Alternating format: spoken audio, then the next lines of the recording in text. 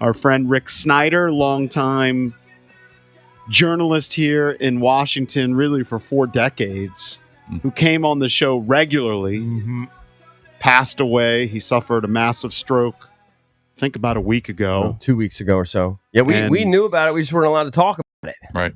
Yeah, the family just didn't want to keep wanted it. privacy. They tried to Which you can understand, obviously. Yeah. But they were hopeful. Like at first you hear he had a stroke, but then somebody said, yeah, but they think he might be okay. Then you heard he's going to have a surgery and cross your fingers. Then you heard, it's not looking good. Right. And so it was just kind of a range of emotions for everybody kind of behind the scenes. And then they decided yesterday to kind of go ahead and close the deal, I guess. But what a just a amazing guy who's been on our show for, it's got to be over 20 years, right? Almost since the beginning. Yeah. And he's a guy that had such a range that, hey, we need somebody to talk about the Skins. Oh, we get Rick on. We need somebody to talk about the stadium. Get Rick on. Hey, can we get somebody for the Preakness? Get Rick on. Like he literally could do anything. Yeah. And then that's not even to mention all the tour guide stuff, all the historian stuff he did. He's a well-rounded guy. I mean, you don't see a lot of like sports reporters that are conducting tours down in the cities that they work in. Well, he hustled. All the history Let's be clear. He hustled. He has a book coming out, I guess posthumously now, but he has a book coming out in a few weeks about Jaden Daniels. He hustled. And I got to tell you, personally, he was very helpful on Still Barking. Number one, he put me in touch with Dennis Tuttle, who helped me turn my draft into a book. And then I interviewed him for like an hour and a half for this book. I have a chapter titled Death and Destruction, which is a Rick Snyder quote. It's about that era between Gibbs retiring and Snyder buying the team when the Commanders or the Redskins move away from RFK and Jack Kent Cooke dies. The chapter's called Death and Destruction because he said that to me, and I was like, that resonated. Boom, turned it into a chapter. But I saw him like a month ago when I went to mini camp. Maybe, I guess that was maybe 2 months ago. Yeah. We parked.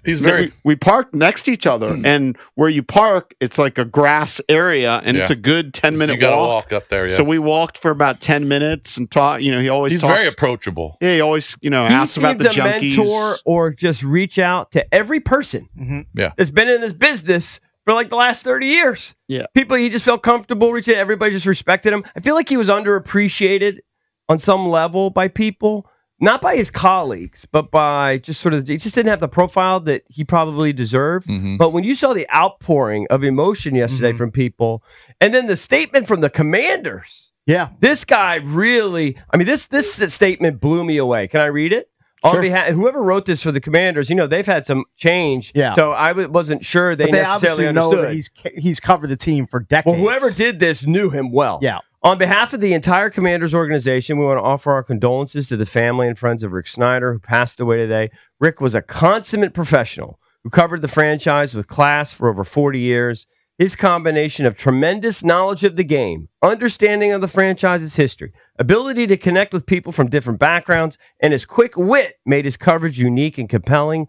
Rick was a great man and an absolute joy to be around. His presence on the Commanders beat will be sorely missed. Yeah. How awesome was that? And it's great. Cool. And you know that like for the first game, the opener against the Giants, they'll have like flowers and a nice display at his Maybe spot they should all season in the press box. Yeah, I would guess that would be the case. Hey, Grant said he'd been hundreds of games with Rick. Yeah. And John Keim wrote some really touching things about him last night too.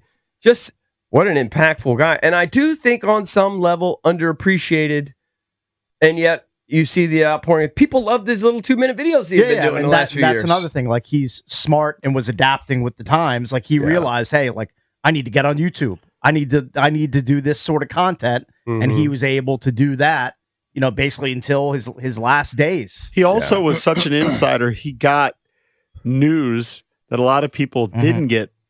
I saw that Andy Poland tweeted this, and I actually ran into Andy a couple weeks ago, and we sat down together at Chipotle, and he actually shared the story about Rick Snyder, that when Norv Turner was the head coach of the Redskins, all right, first several years were very, very mediocre, but then they won the division title, that he hated Dan Snyder so much, he told Rick that he wanted to quit and walk away from a team that had all that talent and NFC East division title, but he stayed because his son was a senior in high school. Right. And then he got fired the next year by you-know-who.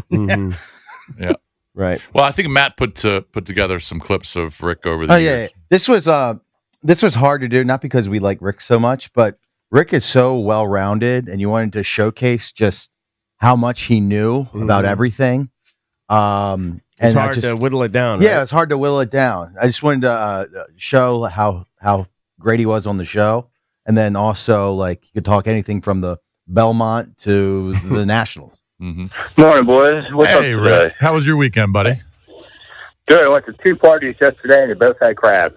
So. Oh, really? That was a Matt good day. Valdez had 2 parties yesterday. Outdoor parties? Outdoor crab feasts? Yeah. Good. I haven't done that down yet. Cobb Island in Southern Maryland, where life's good. We were talking about that yesterday, about maybe ordering crabs. Right. But what are they running a bushel now? If I want to get, I don't know, what, male number 2s or something? I heard yesterday a friend of Bethesda told me they were charging $130 for a dozen crabs. Now, you can come to Southern Maryland and get a bushel for that. Yeah. So, worth the drive. Tomorrow, I would tell you, what's different? If it's raining, take Exaggerator because he loves the mud. If it's not raining and the track is fast, take Nyquist because he'll be in the front and they won't catch him. It comes down to that. It's 100% chance of rain. He's got it as a 2-horse race. So then we're going Exaggerator. The Pimlico track really drives quickly. So if it doesn't rain within an hour of the race, the track will be okay. That's how close that is. Wow. So, you have to just kind of look at post time and see what the conditions are. But last year, if you remember, we had a thunderstorm hit the track minutes before the race. Mm-hmm. And this is how things changed because American Pharoah's jockey was going into the starting gate thinking, well, okay, I'll stay off the lead and we'll see what happens. But when that thunderstorm hit, he said, screw it, I'm going to the front, catch me. Why? And then they didn't. Why? Because, I'll put it this way, Gary Stevens is in the back of that race. When he weighs out at the end of the race, he weighs 15 pounds more between the mud and the water.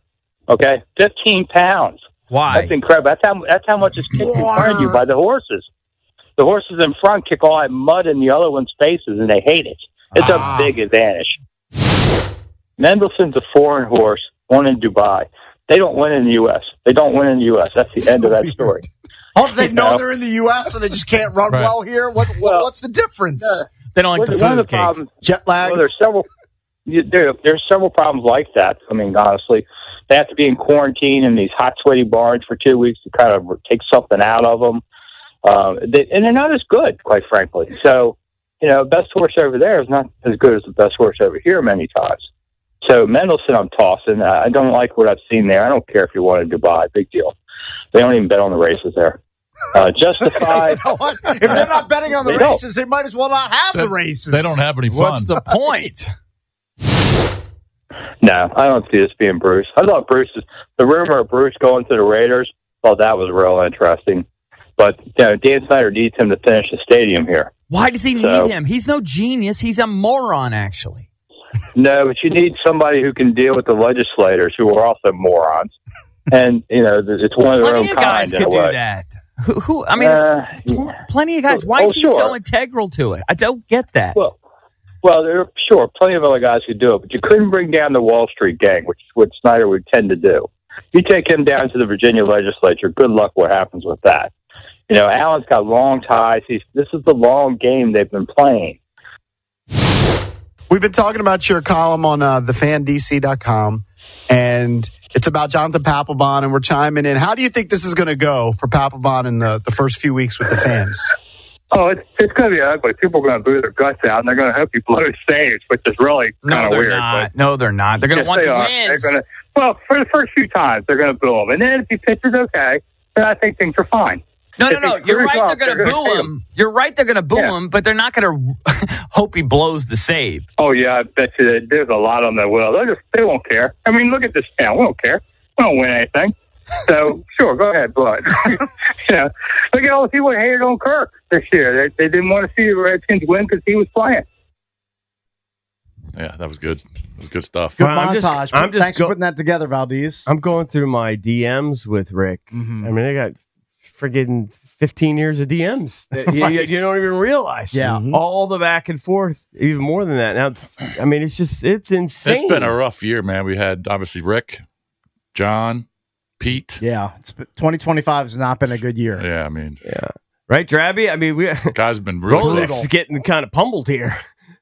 We're losing our guys. It's beyond sad, man. All these guys worked for 106.7 in a capacity. Yeah. I mean, these are all people we're very close to. Like really good people. And all sudden deaths. Much. Yeah. It's great to see, though, the outpouring from all of the listeners. I really appreciate that. Right now, there's 81,000 views. My guy, Dennis, that I do the books with, was friends with him for 38 years. Yeah. And he put out something, and I just kind of retweeted, quote tweeted, and I mean, over 100 people have responded and how much they look forward to hearing him. And some people suggested we now need to play, because for a while he used to join us at 7 at a regular time, and we would play that Aloe Black song. Yeah. Maybe we need to do that at least for a little bit. Oh yeah, I mean, if we do it for John, we should definitely do it for Rick. Pay some homage to him. Well, it sucks. But Rick's a great guy, great family guy, everybody. And you know what? I think also was charming for him is he loved his Southern Maryland roots. I think he had just built his dream home. Maybe 4 or 5 years. He was sending me pictures of it. He'd been threatening retirement for years, but he kept coming up with new things to keep doing. I tell you, the book he wrote that I don't have that I want is that Presidential Pours one. That is right up my alley, right? The presidents. I'm sure you can still get it. in their favorite cocktails. Yep, their favorite drinks. Yeah. So anyway, our thoughts and prayers go out to the family. I know he had 2 daughters. I'm not sure how many grandkids. Maybe 2, maybe more. But just what a great dude that was almost universally respected in the business. So sad day.